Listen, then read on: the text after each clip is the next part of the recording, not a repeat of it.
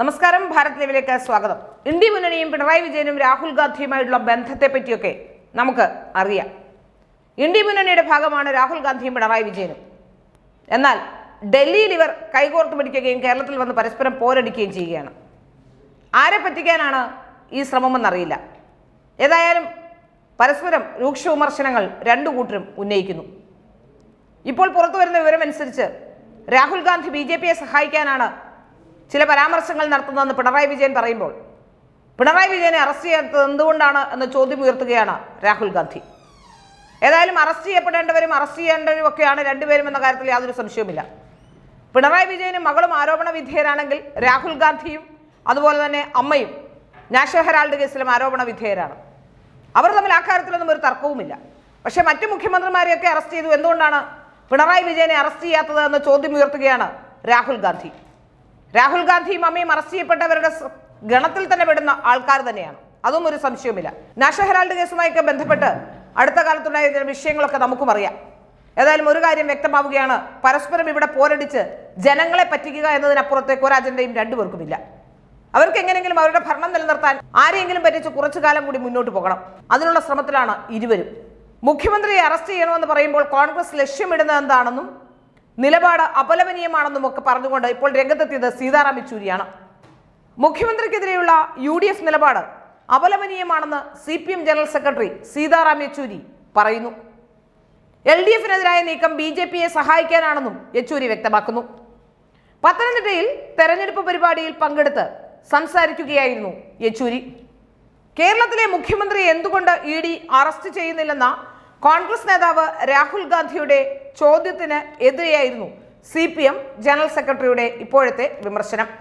എന്താണ് ഇതിലൂടെ കേരളത്തിൽ UDF ലക്ഷ്യമിടുന്നതെന്ന് യെച്ചൂരി ചോദിക്കുന്നു. LDFനെയാണ് ലക്ഷ്യം വെക്കുന്നതെങ്കിൽ അത് BJPയെ സഹായിക്കാനാണെന്ന മറുവാദം ഉയർത്തുകയാണ്, ആ നിലപാടാണെന്ന വാദം ഉയർത്തുകയാണ് യെച്ചൂരി. അതേസമയം നേരത്തെ ഇതിനെതിരെ വിമർശനവുമായി ഇടതു നേതാക്കൾ രംഗത്തെത്തിയിട്ടുണ്ട്. രാഹുൽ ഗാന്ധിക്കെതിരെ ആഞ്ഞടിച്ച് മുഖ്യമന്ത്രി പിണറായി വിജയൻ തന്നെ രംഗത്തെത്തിയിരുന്നു.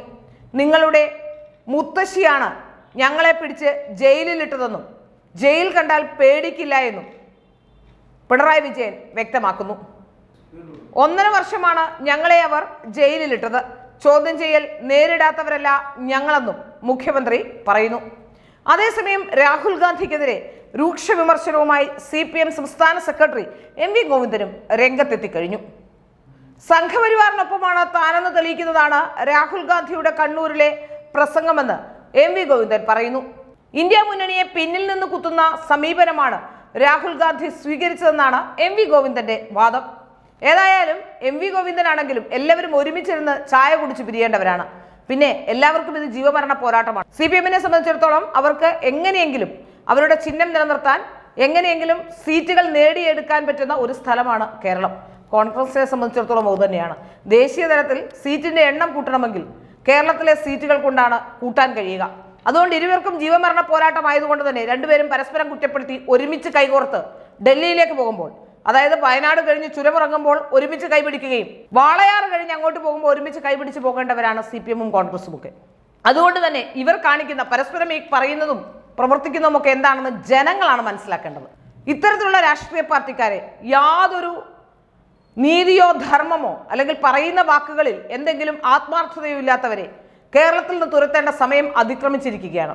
ഏതായാലും പറയുന്നത് പ്രവർത്തിക്കുന്നവരാണ് നരേന്ദ്രമോദിയും NDA സർക്കാരും എന്ന് എല്ലാവർക്കും അറിയാം. അതുകൊണ്ട് തന്നെ NDA സർക്കാർ വീണ്ടും ഭരണത്തിൽ വരുമെന്ന കാര്യത്തിൽ യാതൊരു സംശയവും ആർക്കുമില്ല. ഏതായാലും ഇന്ത്യ മുന്നണി എന്നൊക്കെ പറഞ്ഞ് കുറെ കാലം കൂടി ഇങ്ങനെ പോകാമെന്നല്ലാതെ പ്രത്യേകിച്ച് കാര്യമൊന്നുമില്ല എന്ന് വ്യക്തമായ സ്ഥിതിക്ക് അവർ പരസ്പരം അവരുടെ എങ്ങനെയെങ്കിലും ഐഡന്റിറ്റി നിലനിർത്താൻ ശ്രമിക്കാനുള്ള സാധ്യതകളിലേക്കാണ് വിരൽ ചൂണ്ടുന്നത്. അതുതന്നെയാണ് ഇപ്പോൾ നടക്കുന്നത്. എങ്ങനെയെങ്കിലും തെരഞ്ഞെടുപ്പ് ചിഹ്നം തിരിച്ചു പിടിക്കുകയും ദേശീയ തലത്തിൽ എങ്ങനെയെങ്കിലും ഒരു ചെറിയ പ്രതീതി, കോൺഗ്രസിന് കുറച്ച് സീറ്റെങ്കിലും നേടിയെടുക്കാനുള്ള ഒരു പ്രതീതി ഉളവാക്കുകയും ചെയ്യാനുള്ള പരസ്പരമുള്ള മത്സരത്തിലാണ് കേരളത്തിൽ എന്നാണ് നമുക്ക് മനസ്സിലാക്കാൻ സാധിക്കുന്നത്. അതിൻ്റെ ഫലമായി BJPയെ കുറ്റപ്പെടുത്തുകയാണ് ഇപ്പോൾ ചെയ്തുകൊണ്ടിരിക്കുന്നത്. ഏതായാലും എല്ലാ തെരഞ്ഞെടുപ്പുകളിലും ഇവർ ചെയ്യുന്നത് BJPയെ തോൽപ്പിക്കാൻ വേണ്ടി പരസ്പരം ക്രോസ് വോട്ട് ചെയ്യുക എന്നുള്ളതാണ്. ഇത്തവണ ക്രോസ് വോട്ട് ചെയ്താൽ രണ്ട് മുന്നണിക്കും വ്യക്തതയുണ്ട് എന്നാണ് മനസ്സിലാക്കാൻ സാധിക്കുന്നത്. അതുകൊണ്ട് തന്നെ BJP എവിടെയെങ്കിലും വിജയിച്ചാൽ അതിൽ അത്ഭുതപ്പെടാനില്ല എന്ന് തന്നെയാണ് രാഷ്ട്രീയ നിരീക്ഷകരും പറയുന്നത്.